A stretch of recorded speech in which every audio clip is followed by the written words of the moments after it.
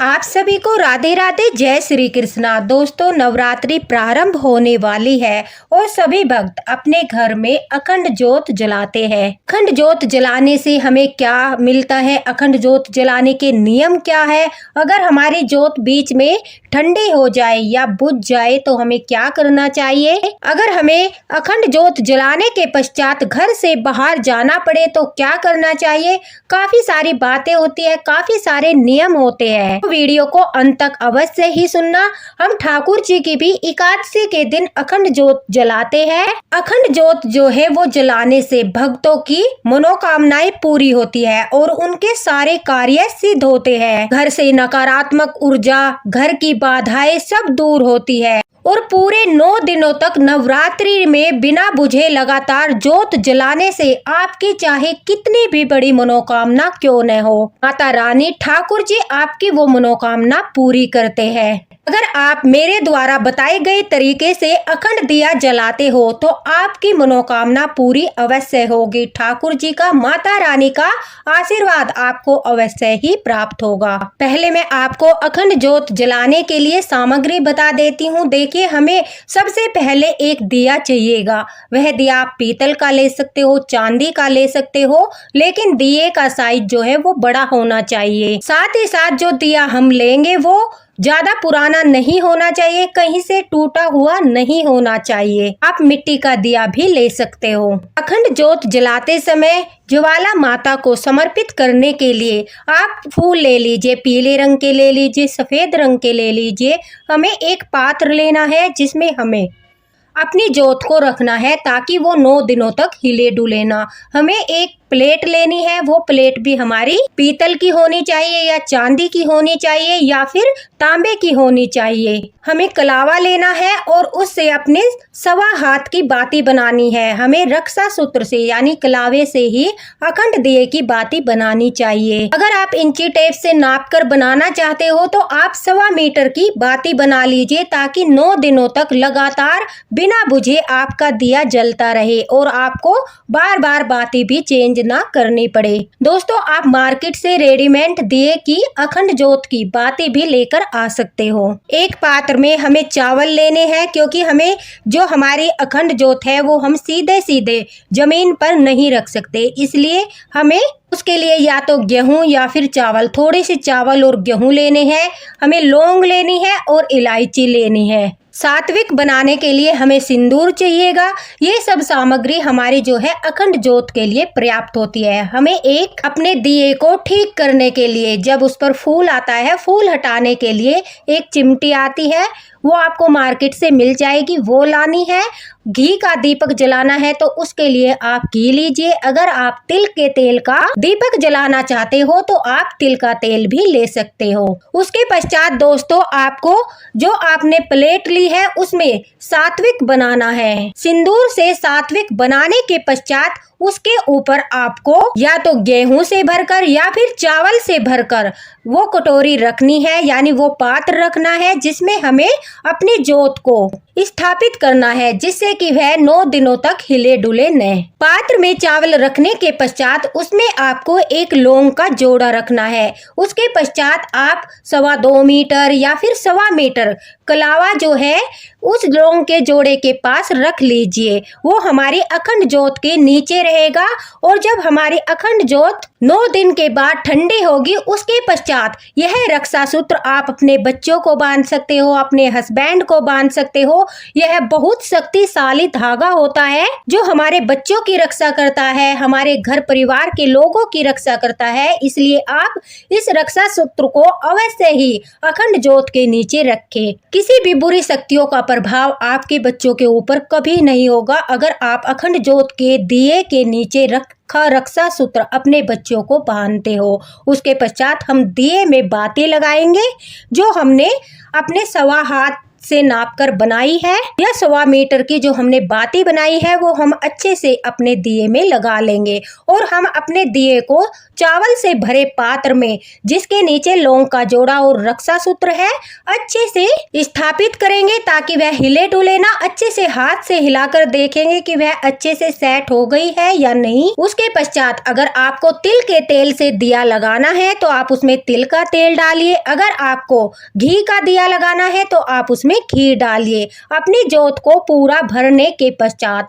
उसमें एक लौंग का जोड़ा डाल दीजिए और एक इलायची डाल दीजिए। इस प्रकार से हमारे अखंड जोत का दिया तैयार हो जाता है। फिर हम अपने अखंड जोत के दिए को प्रज्वलित करेंगे और प्रज्वलित करते समय हाथ जोड़कर पहले हम ओम श्री गणेशाय नमः, ओम नमो भगवते वासुदेवाय नमः, ओम दुर्गा क्षमा शिवा धात्री स्वाहा सौधा नमस्तुते, इस प्रकार से बोलकर अपनी अखंड जोत को प्रज्वलित करेंगे। ठाकुर जी का ध्यान करते हुए, माता रानी का ध्यान करते हुए, गणेश जी भगवान का ध्यान करते हुए हम जोत को प्रज्वलित करेंगे। उसके पश्चात माता रानी से प्रार्थना करेंगे, ठाकुर जी से प्रार्थना करेंगे कि 9 दिन तक वो हमारे दिए की रक्षा करे।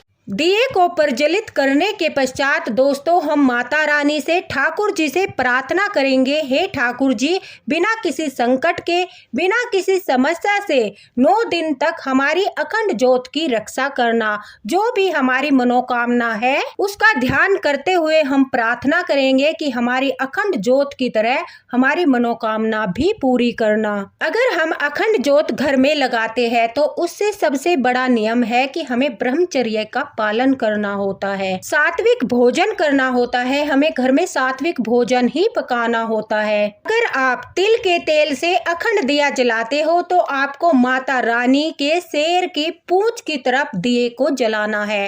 अगर आप घी का दीपक जलाते हो तो आपको माता रानी के शेर के मुख की तरफ दिए को जलाना है। तो ये ध्यान रखने योग्य बातें हैं। अगर आप अखंड जोत जलाते हो तो कभी भी सीधे जमीन पर नहीं रखना है, हमेशा अन्न या चावल के ऊपर ही आपको जोत को विराजित करना है। यदि आप घी की जोत जला रहे हो तो दाईं ओर रखना है, यदि तेल की जोत जला रहे हो तो बाईं ओर रखना है। दोस्तों, जोत जलाने के बाद कभी भी घर को अकेला न छोड़े, घर पर ताला न लगाए, कोई न कोई व्यक्ति अवश्य ही घर पर होना चाहिए। अगर आपको दिशाएं समझ नहीं आती कि हमें किस तरफ दिया रखना है तो आप माता रानी के बिल्कुल सामने, उनके मुख के सामने अपनी अखंड जोत को जो है स्थापित कर सकते हो। अगर किसी कारणवश आपकी जोत ठंडी हो जाती है, आपका दिया बुझ जाता है तो आपको घबराने की आवश्यकता नहीं है। माता रानी से, ठाकुर जी से क्षमा याचना करते हुए नई बाती बनाकर आपको अपनी अखंड जोत को फिर से प्रज्वलित करना है। माता रानी से प्रार्थना करनी है कि वो आपको शक्ति दे कि आप 9 दिन तक उनकी अखंड जोत को सावधानी पूर्वक जला सके। देखिए दोस्तों, अगर आप अखंड जोत जो है हमारी, उस पर फूल आता है, उस फूल को हटाने के लिए हम चिमटी का इस्तेमाल करते हैं, लेकिन फूल को हटाते समय हमें सावधानी बरतनी चाहिए।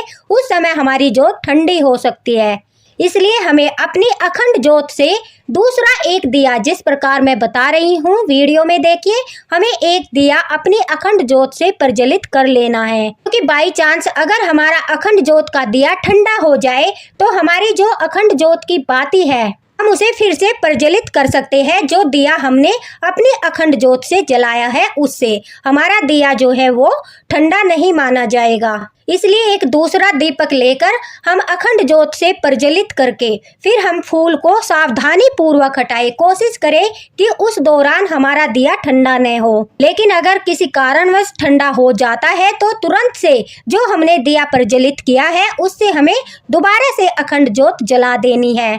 और बहुत अच्छी बात बताती हूँ, जो हम फूल अपनी अखंड जोत से उतारते हैं उस फूल को हमें फेंकना नहीं चाहिए या फिर विसर्जित नहीं करना चाहिए। आप एक छोटी सी डब्बी ले लीजिए, जब जब फूल आए आप अपनी अखंड जोत से वो फूल हटाए, उस फूल को अपनी डिब्बी में रख लीजिए। वो हमारे आराध्य का, वो हमारे ठाकुर जी का, हमारी माता रानी का बहुत बड़ा आशीर्वाद होता है। आप उस फूल की जो है राख से अपने बच्चों को तिलक कर सकते हो, स्वयं तिलक लगा सकते हो।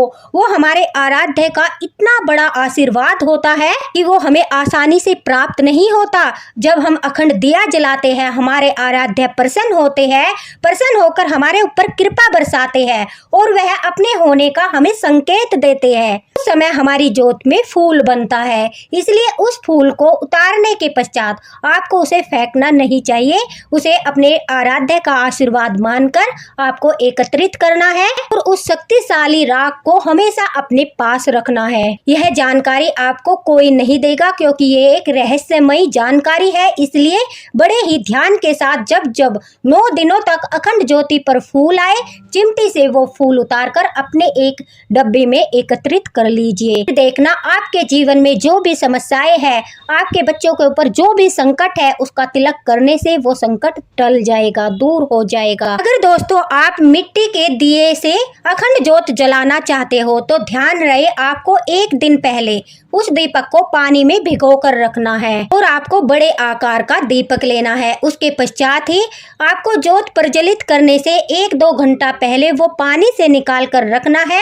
उसके पश्चात वह मिट्टी का दिया आपको प्रज्वलित करना है। जब आप अपने घर में अखंड ज्योत जलाते हो उस समय आपको किसी के साथ झगड़ा नहीं करना है, किसी को अपशब्द नहीं बोलने हैं, किसी को दिल नहीं दुखाना है, ब्रह्मचर्य का पालन करना है, सात्विकता का, स्वच्छता का, पवित्रता का ध्यान रखना है। घर में साफ सफाई रखनी है और घर में भी पूरी साफ सफाई रखनी है। हर समय माता रानी का, ठाकुर जी का ध्यान करते हुए उनके मानसिक जाप करने हैं। आपको उनका आशीर्वाद प्राप्त होगा। अखंड ज्योत जलाने से हमारे जीवन की सारी समस्याएं दूर हो जाती है। हमारे आराध्य का हमें आशीर्वाद प्राप्त होता है। हमारे घर में सारी नकारात्मक ऊर्जा दूर होकर सकारात्मकता का वास होता है। घर में माता लक्ष्मी का वास होता है और सभी देवी देवता हमारे घर में आकर हमें आशीर्वाद देते हैं। जब 9 दिन के बाद हमारी अखंड ज्योत का समय पूरा हो जाता है तो कभी भी फूंक मारकर ज्योत को बुझाना नहीं चाहिए। नवमी के दिन हमें जो है अपने अखंड दिए को सुबह के समय पूजा करते वक्त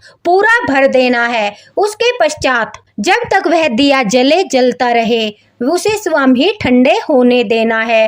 ठंडा होने के पश्चात दिए की बाती जो होती है, जो बच जाती है या जो भी सामग्री होती है उसे कहीं बहते हुए जल में विसर्जित करना है। किसी पवित्र नदी में, किसी तालाब में आप विसर्जित कर सकते हो। अगर आप बाहर नहीं जा सकते तो आप घर के जो गमले होते हैं उनकी मिट्टी में भी उस बाती को, जो भी सामग्री आपकी बची है उस सब को आप विसर्जित कर सकते हो, यानी आप भूमि विसर्जन भी कर सकते हो। अखंड ज्योत जलाते समय आपको संकल्प भी लेना है कि हे माता रानी, हे ठाकुर जी, मैं आपके लिए अखंड दीपक को प्रज्वलित कर रहा हूँ या कर रही हूँ। यह मेरी आपके प्रति श्रद्धा है, विश्वास है और आपके प्रति मेरा समर्पण भाव है। इसे स्वीकार कीजिए और हमारी मनोकामना पूरी कीजिए। इस प्रकार से आप जितने दिन के लिए अखंड दिया जलाना चाहते हो आप अपने घर में अखंड ज्योत प्रज्वलित कर सकते हो। नवरात्रि में तो पूरे 9 दिन के लिए हम अखंड दिया जलाते हैं, लेकिन एकादशी पर या कोई त्योहार होता है जैसे जन्माष्टमी हो गया या दीपावली हो गई या फिर अष्टमी हो गई, नवमी हो गई, काफी सारे भक्त जो है उपवास करते हैं। इन दिनों में भी हम अखंड दिया जला सकते हैं। ठाकुर जी की एक भक्त निशा जी ने भी अपना अनुभव शेयर किया है। वह कहती है कि वे हर एकादशी के दिन और हर नवरात्रि में वो अखंड दिया जलाती है और अखंड दिया जलाने के सारे नियमों का पालन करती है। सचमुच ठाकुर जी के उन्हें नवरात्रि के दिनों में दर्शन भी होते हैं, माता रानी का आशीर्वाद भी प्राप्त होता है। तो दोस्तों, इसी आशा के साथ कि आपको भी माता रानी का आशीर्वाद प्राप्त हो, ठाकुर जी का आशीर्वाद प्राप्त हो और आप अपने घर में भी अखंड ज्योत को प्रज्वलित करके ठाकुर जी की और माता रानी की कृपा प्राप्त कर सके, इसी आशा के साथ राधे राधे, हरे कृष्णा। आशा करती हूँ आपको वीडियो पसंद आया होगा, तो ज्यादा से ज्यादा शेयर करना ताकि सभी भक्तों तक वीडियो पहुँचे और वह हमारे द्वारा दी गई जानकारी को धारण करके अपने घर में अखंड ज्योत अवश्य ही प्रज्वलित करे। दोस्तों, वीडियो को लाइक जरूर ही करना और अगर आपका कोई क्वेश्चन है, आप कुछ पूछना चाहते हो, आपको कोई संदेह है, तो आप निसंकोच कमेंट बॉक्स में पूछ सकते हो। आपको रिप्लाई अवश्य ही मिलेगा। अखंड ज्योत के नियमों के अनुसार आप अपने घर में अखंड ज्योत प्रज्वलित कीजिए और ठाकुर जी की माता रानी की कृपा प्राप्त कीजिए। इसी के साथ राधे राधे, जय माता दी। आप सभी को नवरात्रि की हार्दिक शुभकामनाएं।